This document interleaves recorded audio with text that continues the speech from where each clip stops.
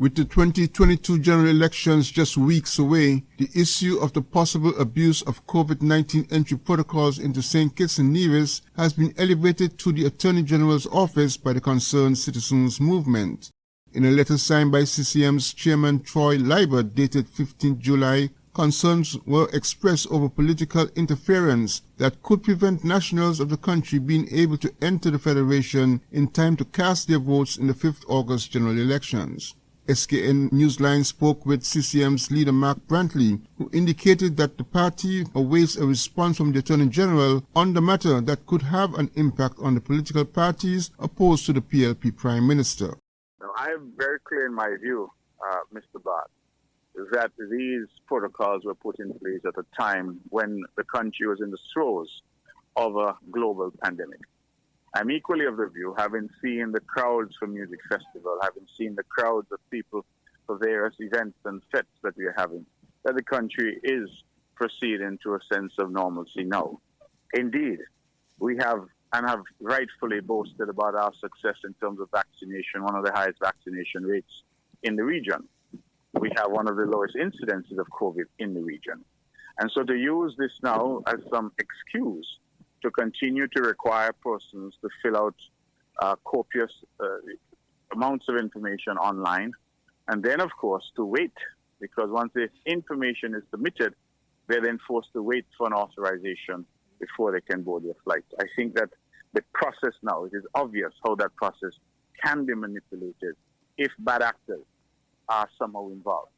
And since we have, of course, a gentleman at the helm who nobody trusts, understandably, we have great concern about that system being manipulated. My own view is that just as the rest of the region has now moved to dropping these entry protocols, I believe that that is where St. Kitts and Nevis needs to head to. But if the health authorities are still of the view that they need to continue some protocols, I believe that some mechanism has to be put in place to ensure that no voter is denied the right to vote in this upcoming election. This is their country, and they should have a say. The concerns expressed appear to be influenced by the party's level of trust in the PLP Prime Minister Dr. Timothy Harris, a former member of the Team Unity coalition that involved PAM, CCM and PLP, and the matter could end in court, according to CCM's leader Mark Brantley. Based on what we have seen, I think that it is common ground. We cannot trust Dr. Timothy Harris to do the right thing. And so the idea that you are controlling who can come in and who cannot, when you are yourself involved in an election, really points out the serious concern that we have. It means essentially that those who support PAM, Labour, NRP, CCM are at the mercy of a system controlled by Timothy Harris, who has demonstrated that he has no absolute distinction in his mind between his political party and the government. They are one as far as he's concerned.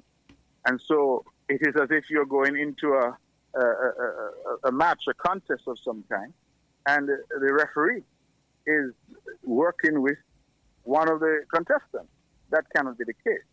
And so that is why we have written to Mr. Byron, who continues to hold on to the position of Attorney General, and to say to him that this will be a matter for serious legal challenge if it comes to that, because we will not allow any manipulation of the system to favor one side or the other. The PAM and CCM members of the former Team Unity government have expressed their intention to form a new coalition after the elections should they succeed at the polls.